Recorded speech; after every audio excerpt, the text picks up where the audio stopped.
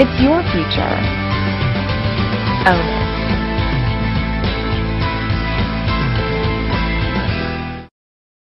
The Burt Show on all the hits Q100. ¿Cómo se llama? No, Kelly Clarkson! You seen that movie, obviously? Oh my God, yes. No, for Halloween, actually, we were on tour, and I had my whole pumpkin, my teammates in the room, my manager, and we made Steve Carell, and the pumpkin was the head of it. And then I got one of those things from Build-A-Bear. Yeah. And I got his voice on it, so like mine said, I can like Clarkson. Like for the whole thing, it was so awesome. So really, I'm just bragging about how funny I am. Is what I'm doing right now. Do you get royalties from that? I would insist on a nickel every time somebody plays that. No, are you kidding? Oh God, it's such free promotion, right? Right? You might as well take it. Hell, I don't need the money. It's awesome. It's great that it was completely ad-lib, too. Oh, I know. That's what I heard, too. I thought it was totally scripted, like, just to be funny or whatever. And then I was like, why did you use my name? But, yeah, it's funny. Like, off the top of his head, that's what he shouted. It's the funniest scene in the movie. Yeah. It is great. You know, when you first realize that it's ad-libbed, you're like, oh, cool, thanks for thinking of me. And then you're like, wow, you're in pain. Dude, why am I on top of your head when you're getting waxed? I know. I'm like, weird. That's not when I want to hear my name shouted. Good morning, Q100. You're on with That Kelly should be Clarkson. your voicemail greeting. Exactly. When people call you, it should ring, and then they hear this. That's it. I can do Pretty it. much. ¿Cómo se llama? No, Kelly Clarkson! Beep! Oh my God, that's brilliant. Is that a great idea? I'm an idiot. Why did I not think of that? Good morning, Q100. You're on with Kelly Clarkson. What's up? Hi, good morning, Burt Show. Good morning. Hey. I am fairly a new listener to you. I'm extremely nervous. My heart is beating like 1,000 miles an hour. Love the show. I am absolutely adore you guys. I listen to you every single morning. I don't even listen to my old radio station anymore. But to Kelly, your CD Breakaway, it got me through like the most difficult relationship of my life. And I just had a recent breakup with the same guy, and I was just listening to it yesterday. I absolutely love you. I love your style. Every single track, I just love it. And I just wanted to let you know I am such a big fan of yours, and I have your second record as well, and I just love you. Oh, thank love you. And it's funny how, you know, I can relate.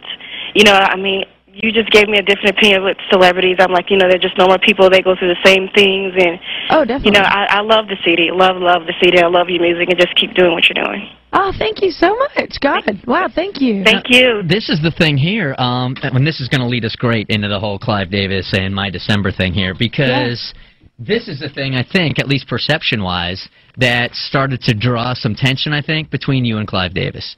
Yeah, and very media-driven, P.S. Yeah? But yeah. Well, let's continue that.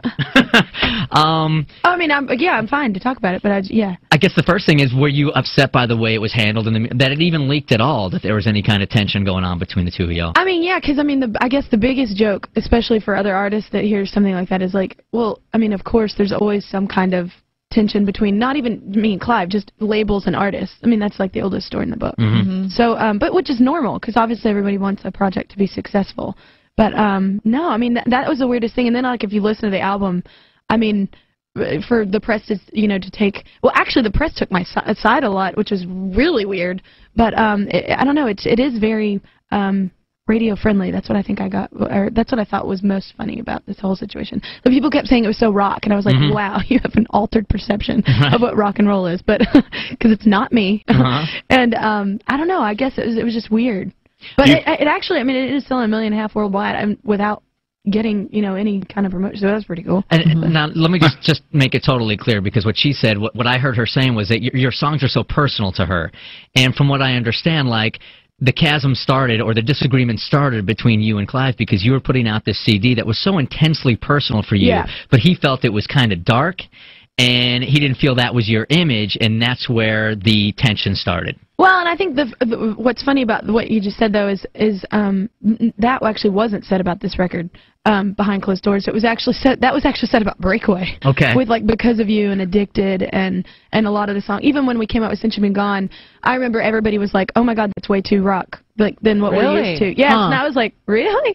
Because it doesn't sound rock to me. But, I mean, that's actually what we went through on the Breakaway album. Okay. And which is funny, and then it ended up, you know, blowing up, and I ended up making another intimate record. And, I mean, I don't think I've ever written a song that's not intimate. Like, I don't think I ever will. I mean, that's kind of weird. So Do you then think what was the big beef with the album then? Just that it was too rock? I mean, honestly, it was just, it's kind of it's a weird situation. I mean, obviously nowadays, albums aren't selling, even like, you know, Timberlake, you'd think he'd sold like 15 million records with this, you know, just because all the singles he's had, or everyone, like we were just talking about this in the car, and obviously sales aren't like they are usually, but I don't know. I mean, honestly, it was just a weird situation. And I guess with Breakaway, the stars kind of aligned. I mean, that ended up selling so many records, like, and it was, I mean, I love the record, obviously, but I mean, it's not like John Lennon or anything, you know, so It's not like, it's just weird that I'm like, oh wow, that sold like a lot. Like, it was just weird. But I don't know. I mean, I guess you never know, like, why things sell or why they don't. So. Do you think your musical career's under a little bit more of a microscope because of the American Idol start? I mean, no. I mean, the weirdest thing too about this, I'm going to say weird like four more times, but it is such a weird situation though. Like with the credibility thing, I never thought in a million years that this record would have gotten so much credibility.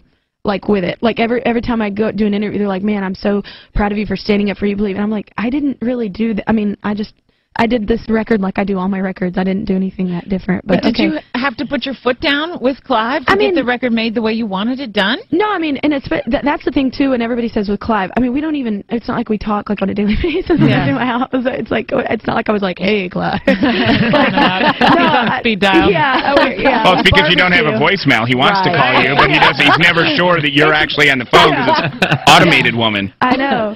I know. That's why I don't do that. That's probably, I don't want people to know it's my number. But no, I don't know. What was we got off the subject of what the question what you just said? Just did you have to put your foot down, and how hard was that? I mean, I think every artist does that, and not with Clive in specifics or anybody in specifics. It's just with labels. I think it's very important for any artist to put your foot down at some point, just because obviously you know what you want to sound like. It's your face, it's your voice. You know what you kind of want to do. And I mean, honestly, you know, my record label and the different managements that I've been with and myself, I've done pretty good so far. So I mean, you know, so it's not like we've really screwed up yet. So I don't know. I think it's a pretty good system. I think the perception was that here is this girl that nobody knew a couple of years ago. She wins American Idol, and she's telling Clive Davis exactly how she should be doing. Well, and that's the thing. That came out in the press like that, and I did not do that. Right. I mean, Clive will tell you. I mean, even from the first time we met for like whenever he took over the record label, because it was actually,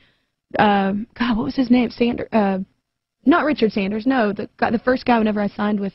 Whenever American Idol hit, Clive actually wasn't even on the label. And then he ended up coming in. I was so excited. I was stoked. You know, Whitney Houston, all these people, Janis Joplin, all these people he's worked with. So, when we first met, I'm full-blooded Texan. I got, ideas of what I want to do and, things where I want to go and where my career could go and everything. And, I mean, they embrace that. They love that. They obviously don't want some kind of mindless robot, because people can read that. The public's too smart. So, I am firm about what I like, but I'm also very much a rookie. So, I mean, I definitely take opinion.